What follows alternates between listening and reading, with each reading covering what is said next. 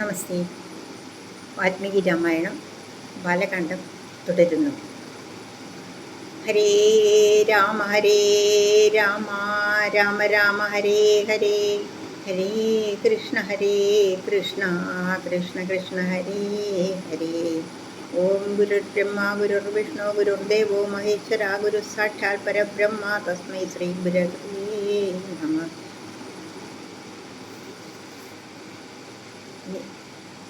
സപ്തപഞ്ചാശ സർഗ 57-ാം സർഗമാണ്. നമ്മൾ വിശ്വാമിത്ര മഹർഷിയുടെ കഥയാണല്ലോ പറഞ്ഞുകൊണ്ടിരിക്കുന്നത്. അതിൽ ത്രിശങ്കു എന്ന ഒരു രാജാവിൻ്റെ കഥയുണ്ടല്ലോ, അതാണ് ഇനി പറയുന്നത്. സ്വശരീരത്തോടെ സ്വർഗത്തിലേക്ക് ചെല്ലുവാനുള്ളതായ ത്രിശങ്കുവിൻ്റെ പരിശ്രമം, അതാണ് ഇനിയുള്ള 2 സർഗത്തിൽ പറയുന്നത്.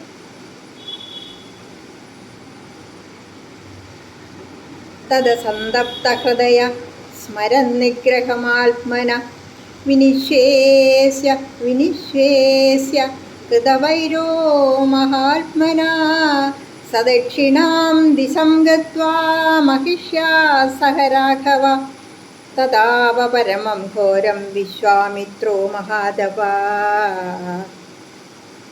ഫലമൂലാശനോ താന്തശ്ചകാര പരമം തപഃ അഥാസജഞ്ചിരേ പുത്രാഃ സത്യധർമ്മപരായണാഃ ഹവിഷ്യന്തോ മധുഷ്യന്തോ ദൃഢനേത്രോ മഹാരഥഃ പൂർണേ വർഷസഹസ്രേ തു ബ്രഹ്മാലോകപിതാമഹ അബ്രവീൻ മധുരം വാക്യം വിശ്വാമിത്രം തപോധനം ജിതാ രാജർഷി ലോകാസ്തേ തപസാ കുശികാത്മജ അനേന തപസാ ത്വാം ഹി രാജർഷിരിതി വിദ്മഹേ.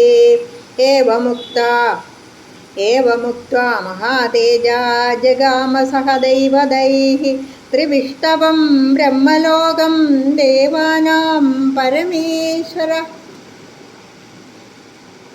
ഹേ ശ്രീരാഘവ, ആ മഹാതപസ്വിയായ വിശ്വാമിത്രർ ആ മഹാത്മാവുമായി ദ്വേഷം ഉൾക്കൊണ്ടവനായ, അതിനാൽ തനിക്കു നേർന്ന അപമാനത്തെ നനച്ച് മനസ്സിൽ അത്തൽ പൂണ്ടവനായി ഇടയ്ക്കിടെ ദീർഘശ്വാസം വിട്ടുകൊണ്ട് തെക്കുദിക്കിലേക്ക് തൻ്റെ പട്ടമഹിയോടും കൂടി ചെന്ന് ഏറ്റവും കഠിനമായി തപസ് ചെയ്തു.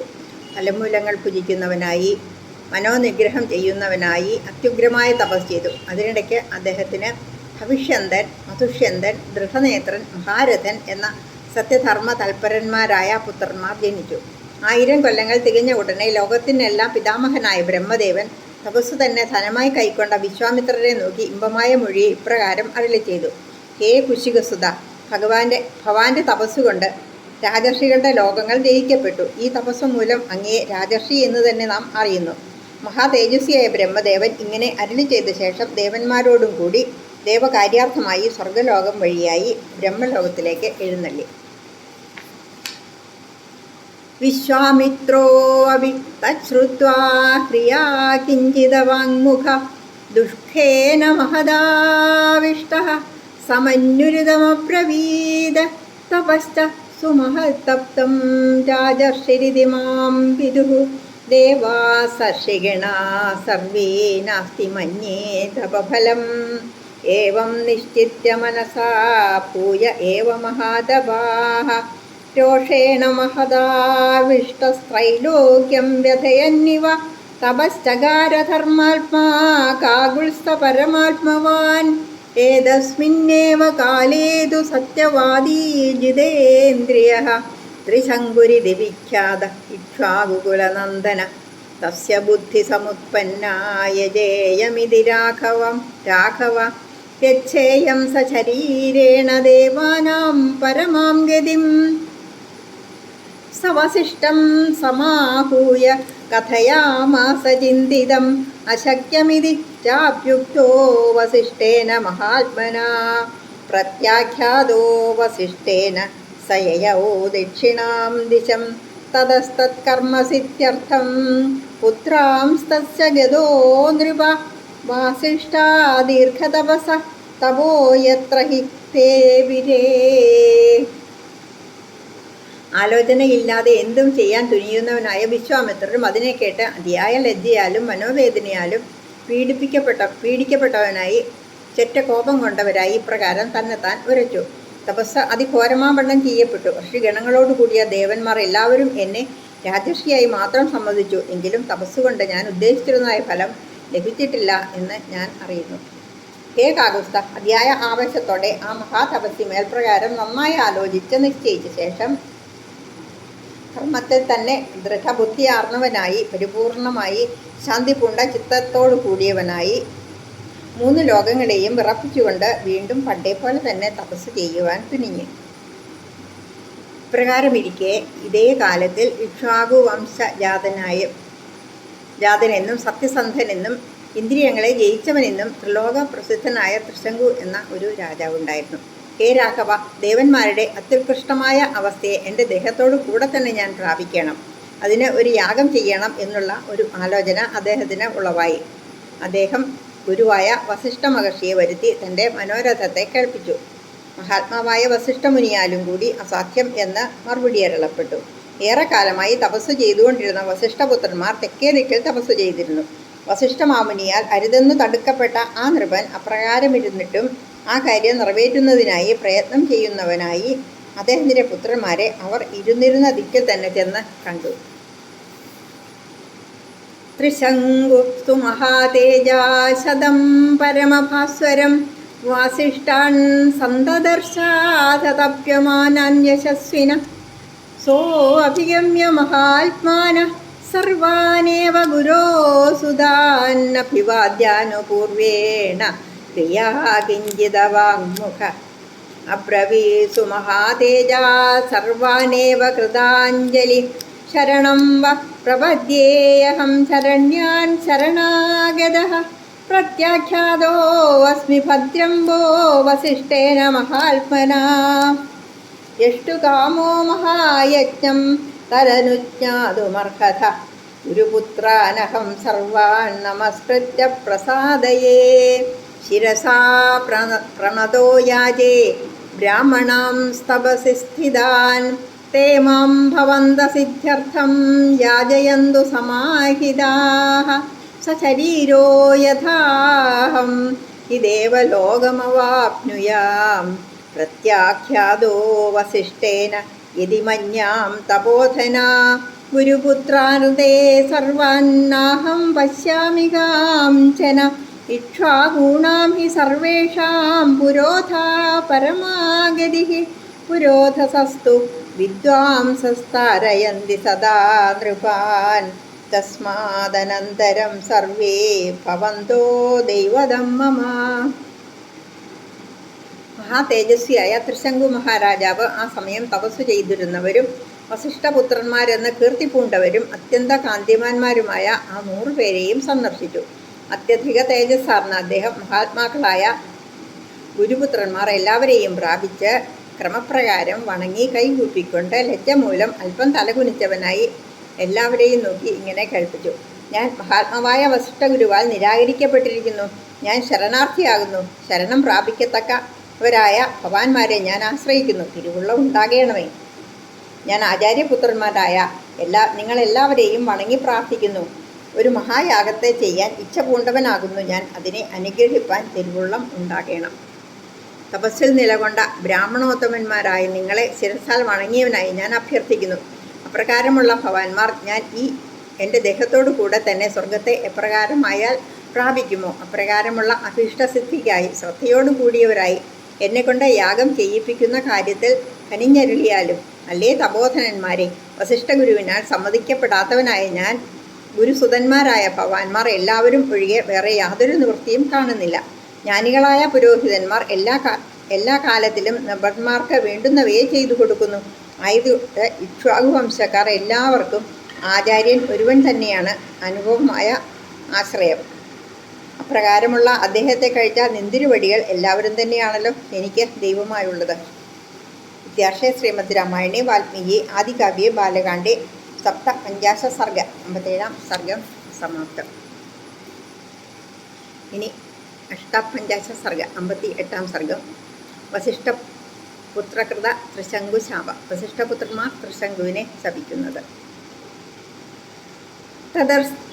തതസ്ത്രിശങ്കോർവചനം ശ്രുത്വാ ക്രോധസമന്വിതം ഋഷിപുത്രശതം രാമരാജാനമിതമബ്രവീത് പ്രത്യാഖ്യാതോ ഹി ദുർബുദ്ധേ ഗുരുണാ സത്യവാദിനാ തം കഥം സമതിക്രമ്യ ശാഖാന്തരമുപേയിവാൻ ഇക്ഷ്വാകൂണാം ഹി സർവേഷാം പുരോധാ പരമാഗതി ന ചാതിക്രമമിതും ശക്യം വചനം സത്യവാദിനഃ അശക്യമിതി ചോവാച വസിഷ്ഠോ ഭഗവാനഷിഃ തം വയം വൈ സമാഹർത്തും ക്രതും ശക്താ കഥം തവ ബാലിശസ്ത്വം നരശ്രേഷ്ഠ ഗമ്യതാം സ്വപുരം പുനഃ യാചനേ ഭഗവാൻ ശക്തസ്ത്രൈലോക്യസ്യാവിപാർത്ഥിവ അവമാനം വയം കർത്തും തസ്യ ശക്ഷ്യാമഹേ കഥം തേഷാം തദ്വചനം ശ്രുത്വാ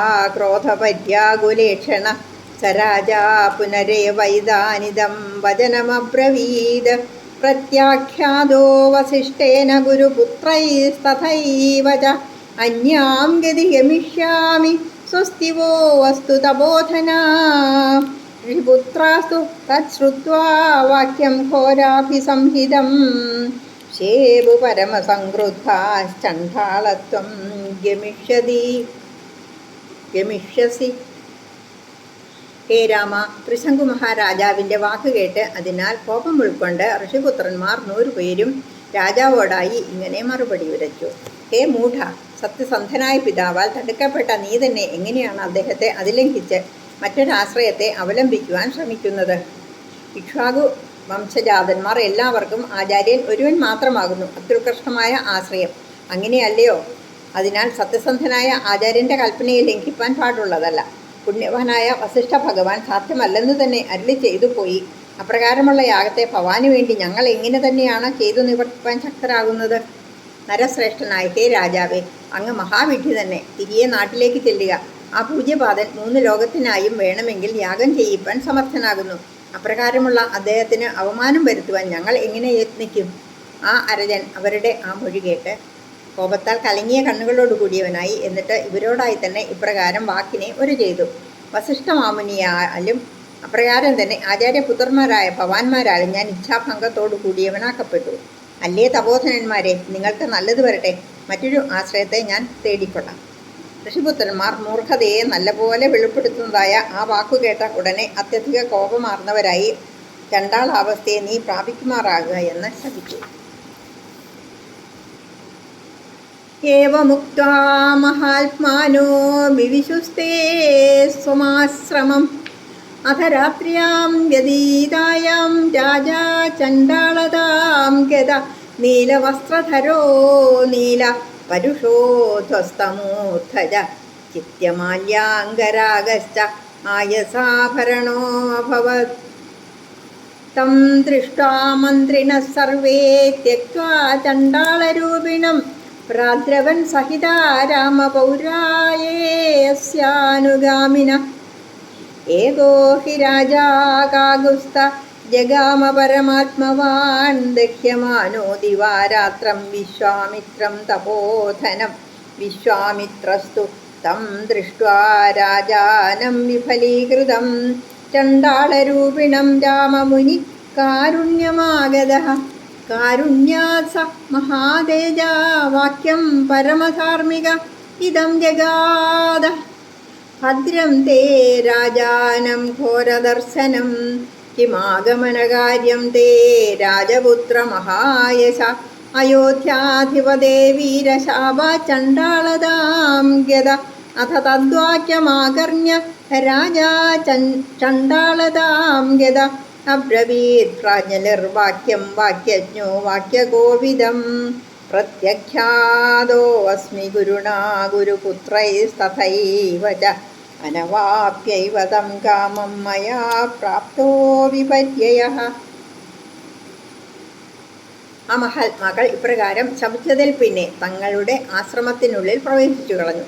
അപ്പോൾ രാത്രി കഴിഞ്ഞാറേ രാജാവ് ചണ്ടാളാവസ്ഥയെ പ്രാപിച്ച് അസഹ്യമായ കറുത്തമേനിയോടെ കരിമുണ്ടുടുത്തവനായി മൊട്ടത്തലയനായി ചുടല പൂമാലകളും ചാരവും അണിഞ്ഞവനായി ഇരുമ്പു പണ്ടങ്ങൾ പൂണ്ടവനായും വിളങ്ങി. അല്ലേ രാമ, അദ്ദേഹത്തിൻ്റെ ഉറ്റമന്ത്രിമാരും കൂടെ വന്ന ആൾക്കാരും പൗരന്മാരുമായ യാതൊരു അവർ എല്ലാവരും ചണ്ടാള വടിവാർന്നിരിക്കുന്ന അദ്ദേഹത്തെ കണ്ട് അദ്ദേഹത്തെ വിട്ട് ഓടിപ്പോയി കളഞ്ഞു. കാകുസ്ഥ, മഹാജ്ഞാനിയായ ആ രാജാവ് ഏകനായി തന്നെ രാപ്പകൽ ചിത്തം തപിച്ചും കൊണ്ട് തപോനിധിയായ വിശ്വാമിത്ര മുനിയുടെ അടുക്കൽ ചെന്നു ചേർന്നു. രാമ, വിശ്വാമിത്ര മുനിവരൻ ആ രാജാവിനെ പാഴിലാക്കപ്പെട്ടവനായും ചണ്ടാള വടിവാർന്നവനായും കണ്ട ഉടനെ മനസ്സുരുജീവനായി ഭവിച്ചു. മഹാതപസ്വിയും മഹാതേജസ്വിയുമായ അദ്ദേഹം ആ അസഹ്യ വടിവാർന്ന രാജാവോടായി കാരുണ്യം പൂണ്ട് ഇങ്ങനെ മൊഴിയരളി ചെയ്തു. അങ്ങേക്കു നന്മ തന്നെ ഉളവാകും. ക്ഷത്രകുലജാതനും വീരനും അതികീർത്തിമാനുമായ അയോധ്യാമന്നവ, ശാപത്താൽ അങ്ങ് ചണ്ടാളത്വത്തെ പ്രാപിച്ചവനായിരിക്കുന്നു. അങ്ങേക്ക് വേണ്ടപ്പെട്ടത് എന്തോന്നാണ്? വാക്യജ്ഞനും ചണ്ടാളാവസ്ഥയെ പ്രാപിച്ചിരിക്കുന്നതിനും ആയ രാജാവ് ആ വാക്യത്തെ കേട്ട ഉടനെ വാക്യമർമ്മജ്ഞനായ അദ്ദേഹത്തോടായി അഞ്ജലിബദ്ധം ചെയ്തുകൊണ്ട് ഇവരും വാക്യത്തെ ഉര ചെയ്തു. ആചാര്യനാലും അപ്രകാരം തന്നെ ആചാര്യപുത്രന്മാരാലും ഞാൻ ഇച്ഛാഭംഗപ്പെടുത്തപ്പെട്ടു. ആ മനോരഥത്തെ സാധിക്കാതെ എന്നാൽ വിപരീതം മാത്രം അനുഭവിക്കപ്പെട്ടു. സശരീരോ ദിവം യായാമിതി മേ സൗമ്യദർശന മയാ ചേഷ്ടം ക്രതുശതം തച്ചനാവാപ്യതേ ഫലം അമൃതം നോക്തപൂർവം മേന ച ഭക്ഷ്യേ കദാചന കൃച്ഛ്രേഷ്വപി ദ്യത സൗമ്യ ക്ഷത്രധർമ്മേണ തേ സവേ യജ്ഞൈർബഹുവിധൈരിഷ്ടം പ്രജാധർമ്മേണ പാലിതാഃ ഗുരവശ്ച മഹാത്മാന ശീലവൃത്തേന തോഷിതാഃ ധർമ്മേ പ്രയതമാനസ്യ യജ്ഞം ചാഹർത്തുമിച്ഛത പരിതോഷം ന ഗച്ഛന്തി ഗുരവോ മുനിപുങ്കവ ദൈവമേവ പരം മന്യേ പൗരുഷം തു നിരർത്ഥകം ദൈവേനാക്രമ്യതേ സർവം ദൈവം ഹി പരമാഗതിഃ തസ്യ മേ പരമാർത്ഥ്യസ്യ പ്രസാദമഭികാംക്ഷത കർത്തുമർഹസി ഭദ്രം തേ ദൈവോപഹത കർമ്മണ നാന്യാം ഗതിം ഗമിഷ്യാമി നാന്യശരണമസ്തി മേ ദൈവം പുരുഷകാരേണ നിവർത്തയിതുമർഹസി. മനം കുളിർപ്പിക്കുന്നവനെ, എൻ്റെ ശരീരത്തോടു കൂടി തന്നെ സ്വർഗത്തിലേക്ക് ഞാൻ പോകണം എന്ന് വെച്ച് എന്നാൽ 100 യാഗങ്ങൾ ചെയ്യപ്പെട്ടു. ആ ഇച്ഛിച്ച ഫലമാകട്ടെ പ്രാപിക്കപ്പെട്ടതുമില്ല. പുണ്യശീല, നിന്തിരുവടിയുടെ മുമ്പിലായി എൻ്റെ ക്ഷത്രിയ ധർമ്മത്താണ് ഞാൻ സത്യമായി പറയുന്നു. കളവെന്നത് ഇതേവരെ എന്നാൽ പറയപ്പെട്ടിട്ടില്ല. ആപത്തുകളിൽ അകപ്പെട്ടവനായിരിക്കലും കൂടി ഒരു കാലത്തിലും ഞാൻ പറയുകയും ഇല്ല. അനേക വിധങ്ങളായ യാഗങ്ങളെ കൊണ്ട് യജിക്കപ്പെട്ടു. പ്രജകൾ നീതി വെടിയാതെ പാലിക്കപ്പെട്ടു. മഹാത്മാക്കളായ ആചാര്യന്മാരും സൽസ്വഭാവത്താലും നല്ല നടപടിയാലും തൃപ്തരാക്കപ്പെട്ടു. അല്ലയോ മുനിവര്യ, ഒരു യാഗത്തെ ചെയ്തു പൂർത്തിയാക്കുവാൻ ധർമ്മമാർഗത്തിൽ നിശ്ചല പ്രയത്നത്തോടു കൂടിയവനായി പ്രാർത്ഥിക്കുന്നവനായ എൻ്റെ സംഗതിയിൽ ആചാര്യന്മാർ മനസ്സന്തുഷ്ടി കൈക്കൊള്ളാതിരിക്കുന്നു. എല്ലാം തന്നെ അവനവൻ ചെയ്ത പുണ്യപാപങ്ങൾക്കേറ്റ പോലെ ദൈവീകമായി നിർണയിക്കപ്പെട്ട വിധിയാൽ നടന്നു വരുന്നു. ആയതുകൊണ്ട് വിധി മറ്റൊന്നിനാലും ഇളക്കുവാൻ കഴിയാത്ത കാരണമാകുന്നു. വിധി ഒന്നു തന്നെയാണ് മറ്റെല്ലാറ്റിലും ഉപരിയായി വർത്തിക്കുന്നത്. പുരുഷപ്രയത്നം മാത്രമെങ്കിൽ പ്രയോജനം മറ്റത് തന്നെയെന്ന് ഞാൻ എൻ്റെ അനുഭവത്താൽ കണ്ടറിയുന്നു. പൂർവ്വപാപങ്ങളാൽ പ്രാപ്തമായ വിധിയുടെ ഫലമായി അതികഷ്ടദശയിലിരിക്കുന്നവനും താൽപ്പര്യപ്പെട്ടപേക്ഷിക്കുന്നവനും ആയ ആ എങ്കൽ പ്രസാദിച്ചരുളുവാൻ തിരുവുള്ളമുണ്ടാകണമേ. നിന്തിരുവടിക്ക് ത്രിലോക പ്രസിദ്ധി ഉണ്ടായി വരട്ടെ. മറ്റാരും എനിക്ക് ശരണമായി ഇല്ല. മറ്റൊരു ആശ്രയത്തെയും ഞാൻ സേവിക്കുകയും ഇല്ല. ഘോര തപസ്സിൻ്റെ ഫലമായ ആത്മശക്തിയാൽ എനിക്ക് വിധിയാൽ അകപ്പെട്ട കഷ്ടാവസ്ഥയെ മാറ്റുവാൻ നിന്തിരുവടി തിരുവുള്ളം അരുളയണമേ. ഇത്യാർഷേ ശ്രീമദ് രാമായണേ വാൽമീകി ആദികാവ്യേ ബാല്യകാണ്ഡേ 850 സർഗ 58 സർഗം സമാപ്തം. നമസ്തേ.